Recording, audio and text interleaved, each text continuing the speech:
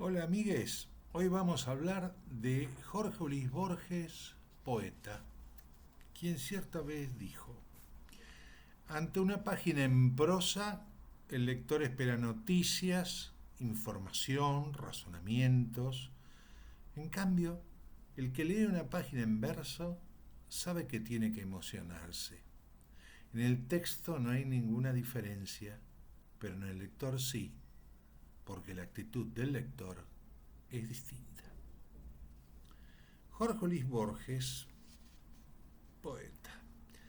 A fines de la década de los 80 conocí en Buenos Aires, gracias a mi inolvidable amigo, el poeta, traductor y divulgador cultural Antonio Aliberti, al destacado poeta, novelista y ensayista italiano Dante Maffia. Antonio ya había entregado a la prestigiosa editorial Losada su traducción de la obra del poeta italiano, y aprovechando su venida a la Argentina, tuvo la buena idea de hacerle conocer a Dante algunos autores locales, entre los que me cupo el honor de figurar. Maffia es una persona simpática, extrovertida y es dueño de una amplia cultura. Fue natural que en nuestras conversaciones, en los seguidos encuentros que mantuvimos en Buenos Aires, se extendieran sobre los temas más variados. Uno de ellos fue el conocimiento que de los escritores italianos teníamos aquí, y grande fue la sorpresa de Maffia cuando le comenté que su compatriota Cesare Pavese era aquí más difundido y apreciado como poeta que como narrador, al menos por aquel entonces. Eso asombró muchísimo a Dante. Él me explicó que no solo en Italia, sino en toda Europa, Pavese era reconocido como un extraordinario narrador, pero que su alta poesía, y acentuó Maffia el adjetivo, aparecía para el lector del viejo mundo como un campo aparte y complementario de lo principal de su obra. De aquella afirmación derivó el resto de esa conversación sostenida hace 3 décadas, pero si vuelve a mi memoria, eso se relaciona con la valoración que hacemos no solo en América Latina, sino en el resto del mundo de la obra borgiana, que abarca tantos géneros excepto la novela. Sin duda, Jorge Francisco Isidoro Luis Borges Acevedo es uno de los mayores escritores de la lengua y también sostiene su trabajo esa categoría fuera de ella. Pero como con Pavese en Argentina y en 1980, muy a menudo se destaca de él su perfil como narrador, quedando en un velado segundo plano lo relacionado con su obra poética, de una extraordinaria riqueza temática y de factura insoslayable. Aquella lejana conversación en Buenos Aires acerca de Pavese no dejó de lado el hecho de que un gran autor termina siendo valorado fundamentalmente por un aspecto de su obra, no solo por el mainstream, cuando el autor alcanza esa aceptación, sino también por el criterio sostenido por el lector especializado, en desmedro de otras facetas que también abordó, como si el hecho de ser único en un campo expresivo fuera en desmedro de otro. En el caso de Borges, este detalle adquiere una singular relevancia por aspectos de su obra poética que detallaremos a continuación. Ahora vamos a hablar de antes y después de El Hacedor. Borges inicia su trayectoria como autor édito no a partir de un volumen de narrativa, sino de versos. Fervor de Buenos Aires, publicado en 1923. Que abriga en sus pocas páginas elementos remanentes de su pasada etapa ultraísta, pero donde ya ocupa el primer plano un lenguaje directo y el discurso confesional referido a la ciudad de Buenos Aires.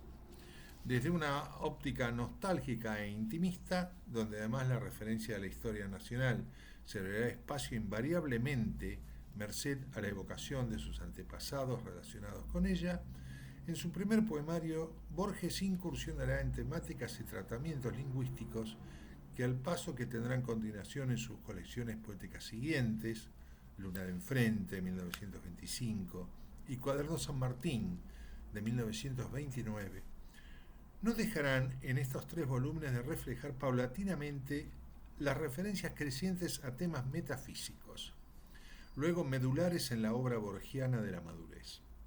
El tiempo y su transcurrir es, por excelencia, la tópica preferida del autor, entre otras. la intertextualidad, la historia de Oriente y Occidente, bien que desde un punto de vista de alta originalidad, las diferentes caras de la divinidad y su relación con lo humano, luego la vejez y la ceguera, la relación entre lo individual y lo general, entre otras tópicas. El comienzo que hemos trazado con sus primeros 3 volúmenes poéticos se cierra hacia 1930 y no será hasta 1960 con El Hacedor que los lectores volveremos a encontrarnos con el poeta entonces definitivamente asentado en cuanto a la elaboración de los temas y estilos de más largo alcance señalados, apenas referidos o esbozados en el párrafo anterior.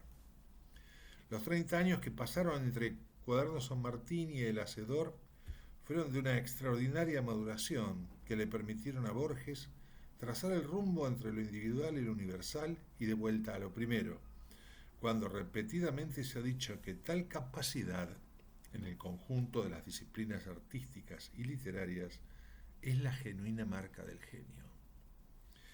Marca que volvería a mostrarse luego de en El Hacedor, más honda si cabe todavía, en los siguientes poemarios. El otro el mismo, 1964, Para las 6 cuerdas, 1965, Elogio de la sombra, 1969, El oro de los tigres, 1972, La rosa profunda, de 1975, La moneda de hierro, publicado en 1976, Historia de la noche, de 1977, La cifra, de 1981, Atlas, de 1984, y Los conjurados, publicado en 1986.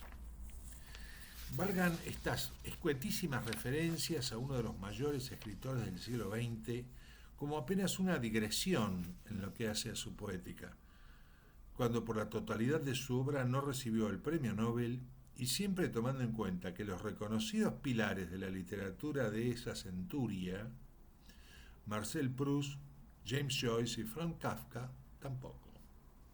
Ahora mires un poema de Borges, El remordimiento. He cometido el peor de los pecados que un hombre puede cometer. No he sido feliz. Que los glaciares del olvido me arrastren y me pierdan, despiadados. Mis padres me engendraron para el juego arriesgado y hermoso de la vida, para la tierra, el agua, el aire, el fuego. Los defraudé, no fui feliz. Cumplida no fue su joven voluntad. Mi mente se aplicó a las simétricas porfías del arte que entretejen haderías. Me legaron valor, no fui valiente. No me abandona, siempre está a mi lado la sombra de haber sido un desdichado.